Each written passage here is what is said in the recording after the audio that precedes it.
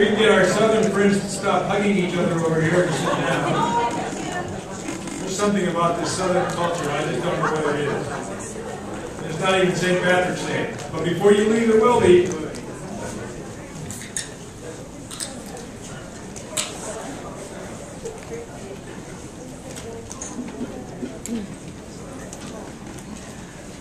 For those of you who don't know me, and you're the lucky ones, I'm Steve Gunderson, President and CEO of the Council on Foundations, and it's my privilege on behalf of the Council, our Board of Directors, my colleagues on staff, and our membership to welcome you to the 2010 version of Foundations on the Hill.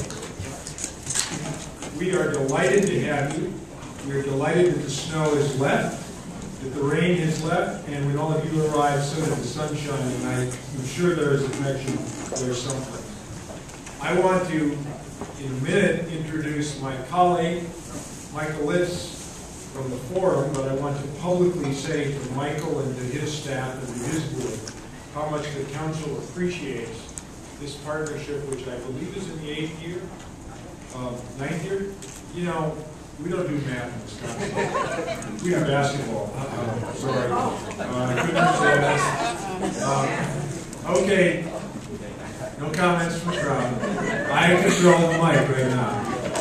And part of what I'm going to do while I control the mic is to introduce also another one of our colleagues and friends, Tim Walter, from the Association of Small Foundations. Tim is here with us, and I think many of you know that Tim has been the voice, the vision, and the creator, convener of Katrina at 5, which happens next week in New Orleans. And I don't know quite how he found time to escape the offices to come and join us today, but Tim, we're glad you did. Stand up.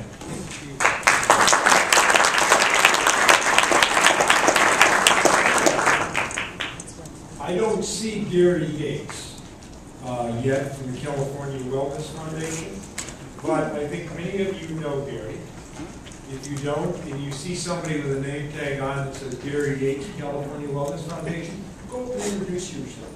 Once you've introduced yourself to Gary, thank you, because it was a generous grant from Gary and the California Wellness Foundation to really support and underwrite Foundations on the Hill this year, and they really do deserve our appreciation.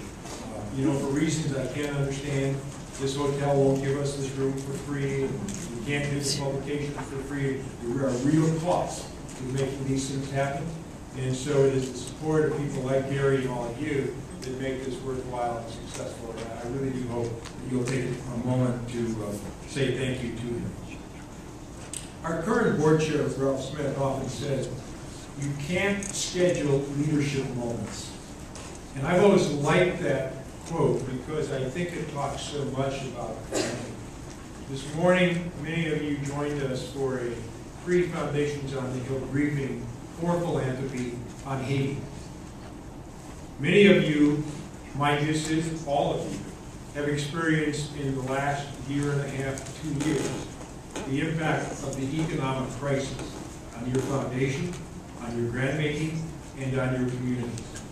Now, I tell you those stories because, most importantly, over the next day and a half, we hope that you will find the motivation in your messaging on Capitol Hill to share with them the incredible stories that Philanthropy has written over the past 2 years in response to the economic crisis for the people you seek to serve, whether it be a community foundation in your community or it be another foundation that reflects the particular focus of your passion and your mission. I opened up the Washington Post this morning, and I noticed that healthcare was still on the headlines. And I kind of smiled at that because we've now had a year and a half where healthcare has dominated, and odds are pretty good that healthcare is going to continue to dominate one way or the other for some period of time. What we also know is the way Congress works is that when they decide to do a whole bunch of things, they often decide to do a whole bunch of things very quickly. And they're not going to give us advance notice.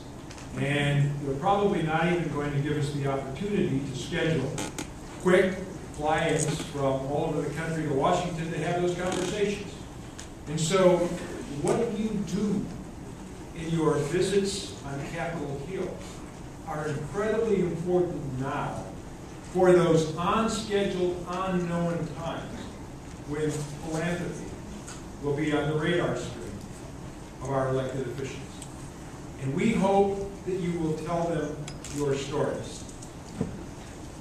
We have just finished our Council Board of Directors meeting, and as a part of that conversation, we looked at some of the accomplishments over the last 3 to 5 years and some of the challenges that we have going forward. And of course, we get to government relations and public policy, and they said, what's different?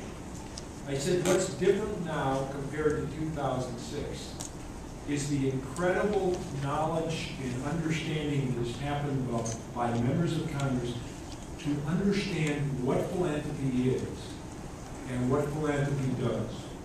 In 2006, when the Pension Protection Act passed, I love to tell the story.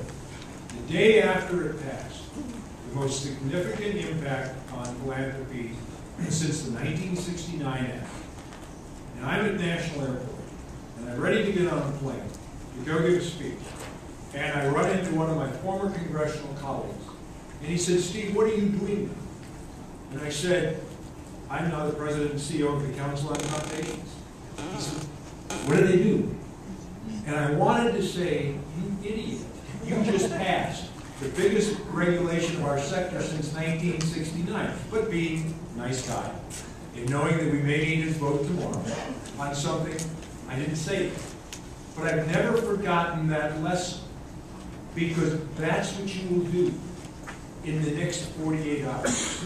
You will spend time educating members of Congress and their staff about who philanthropy is and what they do, so that the next time that legislative agenda comes forward, we will never have a long-term member of Congress ask the question, well, what do foundations do?